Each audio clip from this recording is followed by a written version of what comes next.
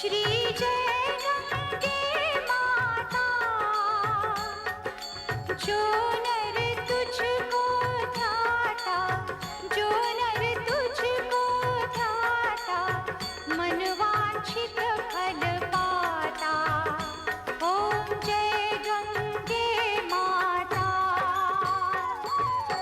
chant de l'Arati du Gange. Salutations à la déesse du Gange. Ton éclat est comme un rayon de lune, disent les hindous. Tu te déroules comme un collier de perles sur le vêtement de la terre. Les célébrations en l'honneur de Ganga, la déesse nourricière, sont des moments de communion, des rendez-vous poétiques pour celui qui foule les rives du fleuve sacré de l'Inde. Fil musical de ma randonnée de 2600 km au bord de l'eau, de ville sainte en ville sainte, une marche de découverte, un pèlerinage ponctué de nombreuses fêtes, une aventure aux 1000 souvenirs, aux 1000 sourires,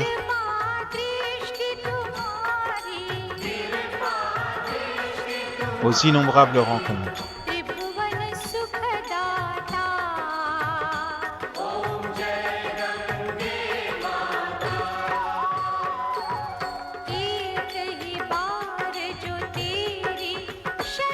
Si vous pouvez le rêver, vous pouvez le faire, est-il écrit sur la route qui mène à Gomukh, la principale source du Gange. En suivant le fleuve, de son embouchure jusqu'à sa source située en Uttarakhand, à quelques dizaines de kilomètres du Tibet, mon rêve indien, encore noir et blanc, fait d'exotisme et de pratiques extrêmes, prit peu à peu les caractéristiques, les saveurs,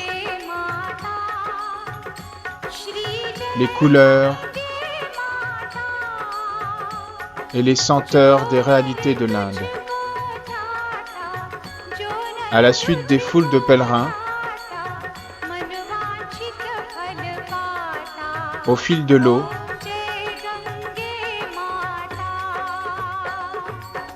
avec le désir de découvrir les rites,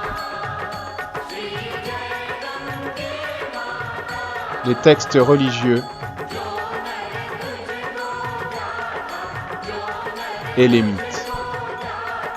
J'avais en tête cette phrase d'Alain Danielou: l'Inde est un pays si profondément religieux que le voyage y a toujours une atmosphère de pèlerinage.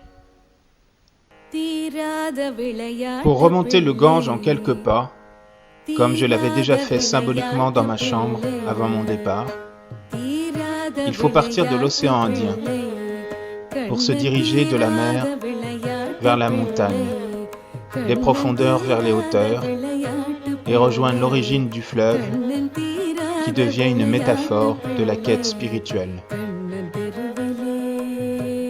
C'est ici, sur l'île de Gangasagar, dans le golfe du Bengale, que se noie le mythe de la descente du Gange sur terre. Un récit de bataille, d'ascèse et de méditation, dont l'un des héros était le sage Kapila, capable de transformer les hommes en cendres.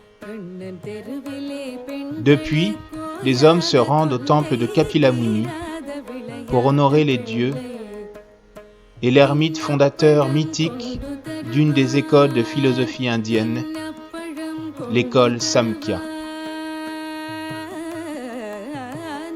Les pèlerins prient et font des offrandes pour recevoir bienfaits et progrès spirituels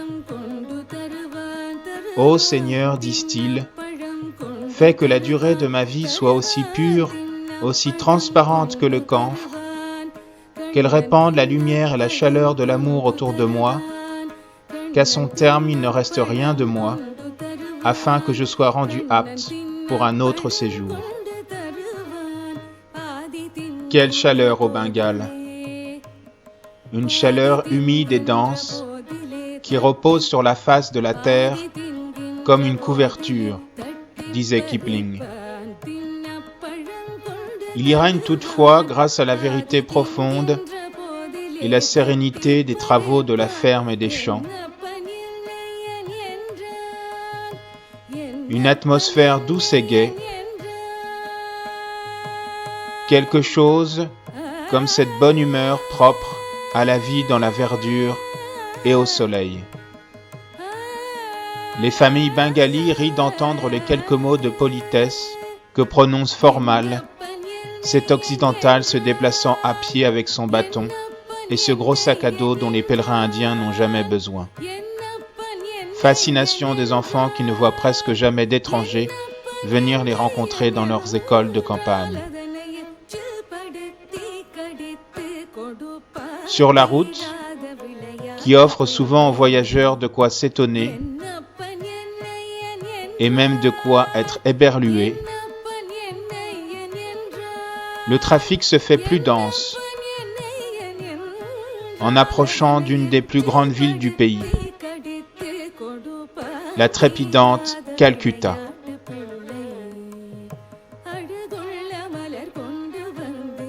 La fourmilière infernale.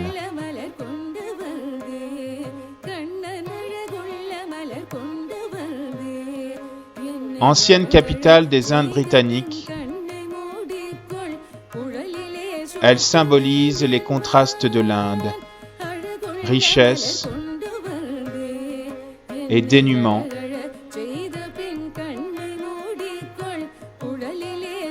éducation, culture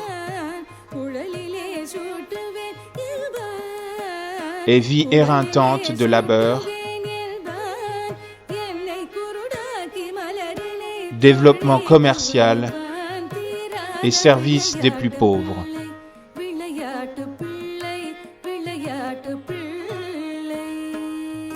C'est aussi la ville des fêtes exacerbées. Mon séjour fut l'occasion d'assister à Diwali, la fête des Lumières, qui débute l'année hindoue et vise à remercier Lakshmi, la femme de Vishnu, la déesse de la fortune, pour les bienfaits de l'année écoulée. Partout, c'est l'effervescence, l'exaltation, la joie et le partage.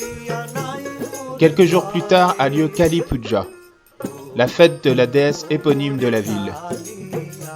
Kali la terrible, l'obscure, la dévoreuse, celle qui confronte l'homme à ses peurs pour les lui faire dépasser. De toutes les parties de la ville, les croyants viennent plonger des effigies dans l'oubli, comme si dans les profondeurs étaient tapis des forces qui conduisent à l'éveil. La déesse devient alors la gardienne du fleuve. Plus loin, Chandernagore, un des 5 anciens établissements français d'Inde. Je continue ma route sur des rives souvent incommodes, mais, en contrepartie, comme les vaches, je n'ai à me soucier ni de la nourriture, ni de l'eau. Je goûte au calme, à la lenteur, à la beauté et au plaisir de la vie au grand air. Divisé tant de fois, le Bengale chante toujours, dit un dicton bengali. Au Bengale, il règne une atmosphère joyeuse. Les Bengalis se rassemblent grâce à une floraison de fêtes. Celle des moissons, de Ganesh, de Krishna, de Lakshmi, de Sarasvati, de Parvati, de Durga, de Surya, de Sita, de Ganga. Poudre colorée, épis, chauds, fleurs et fruits sont utilisés pour célébrer les saisons et les cycles naturels. La joie est à l'image des couleurs vives. Comme des esprits qui font vivre la nature, la présence des dieux est permanente dans ce pays aux 10 millions de divinités.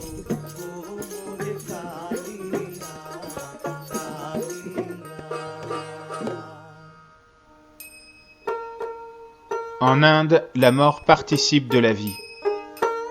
Les cortèges funéraires avancent en musique et les porteurs crient en parcourant la ville « Le nom de Ram est vérité ». La mort se montre en plein jour au sein des activités quotidiennes. Pour un hindou, le contraire de la vie n'est-il pas la naissance et non la mort ? Beauté de ces rites qui ponctuent mon pèlerinage. Célébration faite à l'aide des éléments naturels, fleurs, eau, feu, encens, aliments, animaux sacrés. À l'aide de leurs textes religieux, les Indiens prient. La terre que voici est du miel pour tous les êtres, disent-ils, et tous les êtres sont du miel pour cette terre. Sacrements, ferveur, prière, sacrifices soutiennent la terre. Puisse-t-elle nous assigner éclat et force, au plus haut firmament est son cœur, cœur immortel de la terre enveloppé de vérité. La vérité du Bouddha. Il est impossible de suivre le Gange sans se rendre à Bodh Gaya, situé à 100 km au sud du fleuve, l'endroit où Siddhartha Gautama atteignit le grand éveil, où il comprit quelle était la cause de la souffrance et les moyens de s'en libérer. Des milliers de pèlerins se rendent chaque année de ce qui constitue l'un des 4 lieux saints du bouddhisme, priant autour du temple de la Grande Illumination, un des plus anciens temples bouddhistes d'Inde.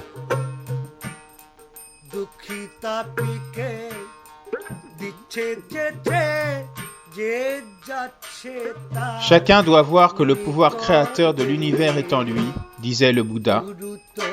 Chacun crée la réalité et doit en assumer la responsabilité. Ainsi enseigna-t-il les 4 nobles vérités et le noble octuple sentier permettant d'atteindre un bonheur durable à travers l'extinction du désir pour ne plus souffrir. Soyez des îles pour vous-même, disait-il, mon enseignement n'a qu'un seul goût, celui de la liberté. De ville sainte en ville sainte, à la suite des pèlerins.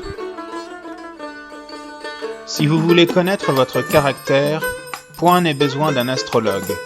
Il vous suffit d'aller à Bénarès. Bénarès est la plus importante ville de pèlerinage indienne, le plus vénéré des tirthas, ces gués qui mènent à l'au-delà.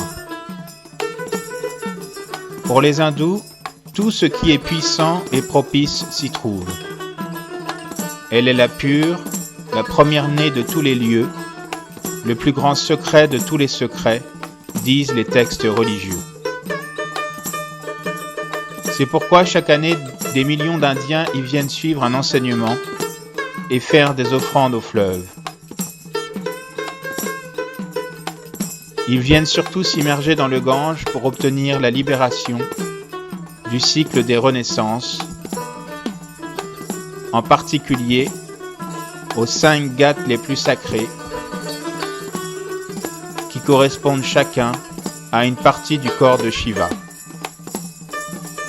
Ainsi, l'âme se purifie au contact du fleuve pour accomplir l'idéal exprimé par le Mahabharata. L'âme est une rivière dont le lit est le bien, dont l'eau est la vérité, dont les rives sont la fermeté et dont le courant est la tendresse. Quelle joie de se promener sur les ghats de Bénarès. Ils font partie de ces lieux qu'on peut parcourir sans se lasser. Sur 7 km, je n'ai cessé de cheminer d'un bout à l'autre. À travers les activités quotidiennes, on contemple la beauté de l'existence.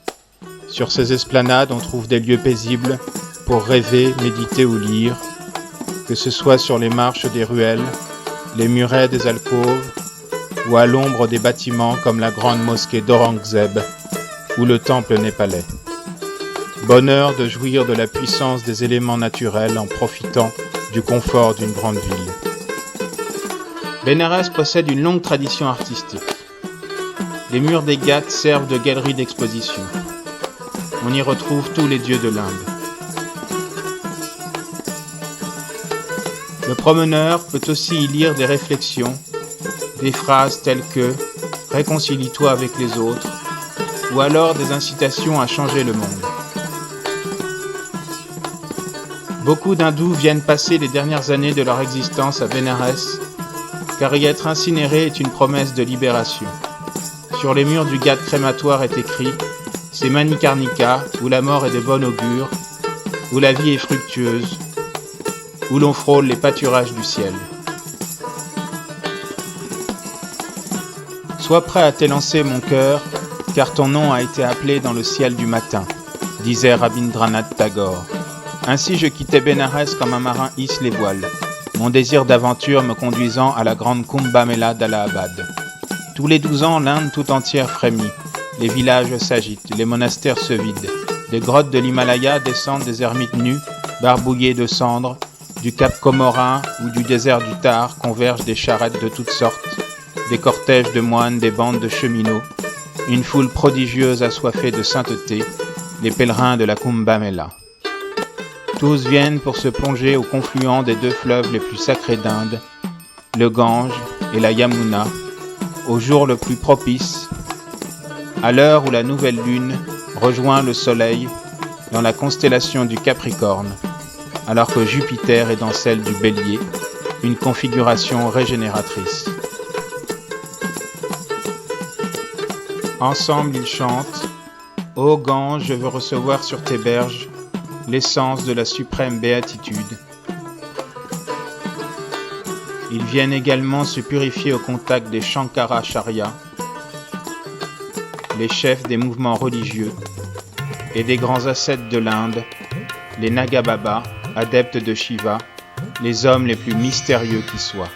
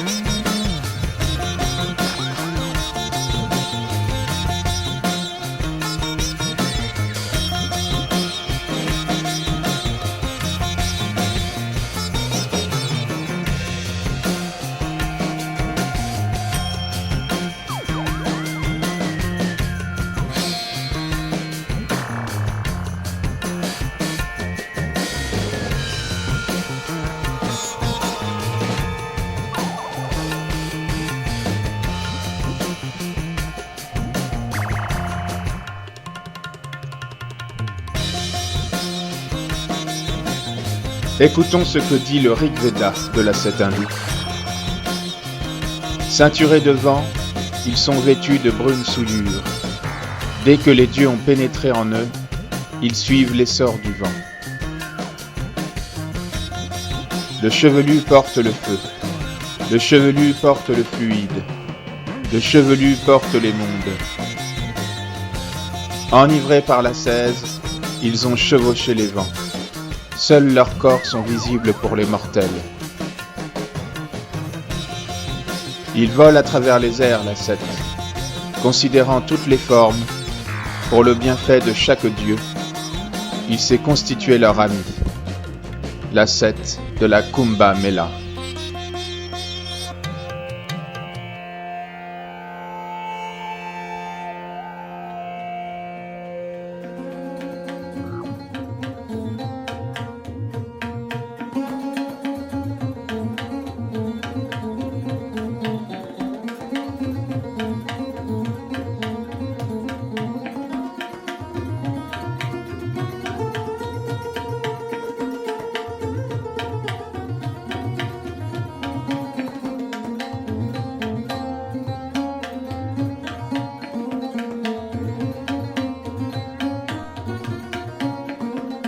Les talons d'une mat sont comme les fleurs, dit la Taireya Brahmana.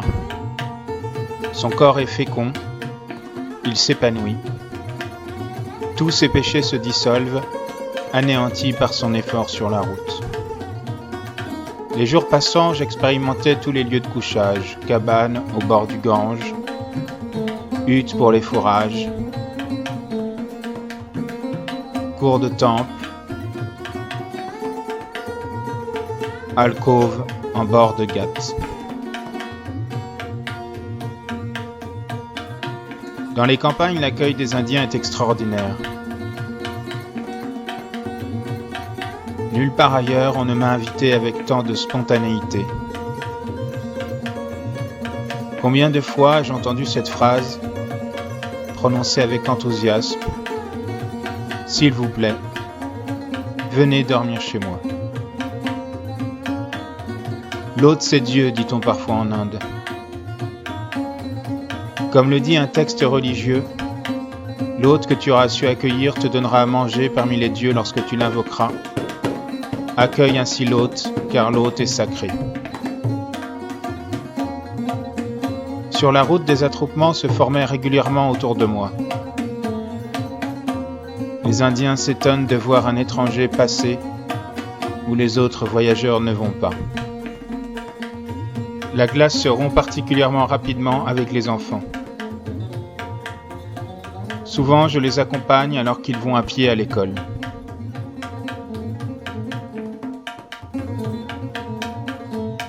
En ce début d'été et en cette fin de voyage, la vallée du Gange est un vaste jardin sauvage et opulent. Une faune bariolée accompagne mes pas.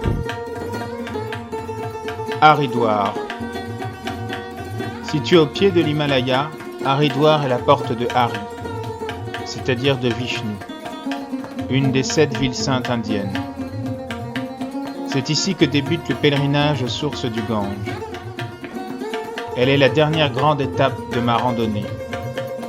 Au bord du fleuve ont lieu parmi les plus belles aratis de la vallée du Gange, également les plus familiales. Élément central des célébrations hindoues, le feu représente le dieu Agni, le messager entre les hommes et les dieux. Il symbolise aussi la brûlure du sacrifice intérieur. C'est pourquoi les techniques d'ascèse se nomment tapas, c'est-à-dire chaleur.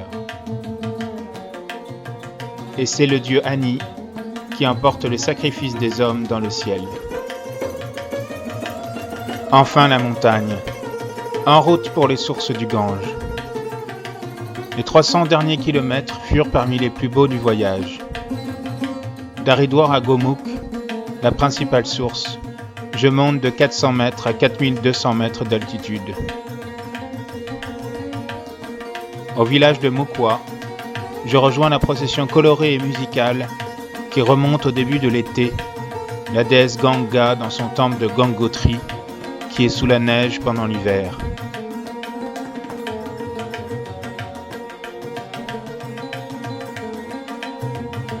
Après un accueil en grande pompe, la déesse retrouve sa place dans le temple et les hindous viennent recevoir son darshan, la vision.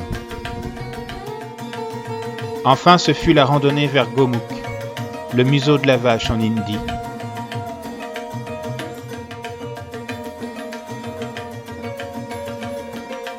Un an plus tard, j'irai au temple de Kedarnath dédié à Shiva et à celui de Badrinath dédié à Vishnu pour compléter le pèlerinage des 3 sources. La nature parle, des paroles divines y sont soigneusement enveloppées. Une marche au long cours régénère l'individu et l'Inde transforme le pèlerin. Prends ma main, nous allons marcher. Nous allons seulement marcher. Nous allons jouir de notre marche sans penser à notre destination. Marcher en paix, marcher avec bonheur. Chaque pas crée une fraîche brise. Chaque pas fait éclore une fleur. Donne à la terre ton amour et ton bonheur. La paix est le chemin qui conduit à la joie. Nous sommes arrivés. Nous sommes à la maison. À cet endroit, en cet instant. Nous sommes vivants. Nous sommes libres. Nous demeurons dans l'infini.